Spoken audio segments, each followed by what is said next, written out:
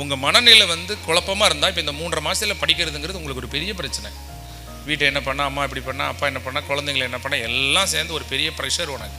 உன் மனநிலை குழப்பமாக இருந்தால், அதே உன் மனநிலை வந்து கொஞ்சம் நியூட்ரலாக இருந்துன்னு வச்சுக்கோங்களேன், சமமாக இருந்தால் இது உனக்கு ஒரு சேலஞ்ச். இந்த 4 மாதத்தில் எப்படியாவது படிச்சிடணுங்கிறது ஒரு சேலஞ்ச். அதே உன் மனநிலை ஸ்ட்ராங்காக இருக்குது, உயர்வாக இருக்குது, நம்ம மனநிறைவாக இருக்குன்னு வச்சுக்கோங்களேன், இது உனக்கு ஒரு ஆப்பர்ச்சுனிட்டி. அவன் 4 வருஷமாக படிச்சுட்டு இருக்கான், நீ 4 மாதத்தில் படிச்சிடலாம். குரூப் 1க்கு ப்ரிலிம்ஸ் படிக்கிறதுக்கு இங்கேயே போர்ஷனை இந்த குரூப் 4 வச்சு கம்ப்ளீட் பண்ணிக்கலாம். குரூப் 2 படிக்கிறதுக்கு இப்போவே குரூப் 4 போர்ஷனை கம்ப்ளீட் பண்ணிவிட்டு குரூப் 4 முடிஞ்ச மறுநாளே மெயின்ஸ் ப்ராக்டிஸ் பண்ணலாம். இதை நீ ஒரு ஆப்பர்ச்சுனிட்டியாக பார்ப்பேன்.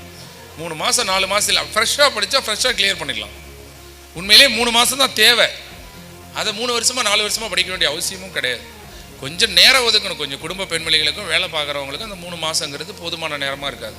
அவங்க ஒரு 6 மாதத்துக்கு முன்னாடியே ஸ்டார்ட் பண்ணியிருக்கணும், அவ்வளோதான். மற்றபடி வேறு ஒன்றும் இல்லை.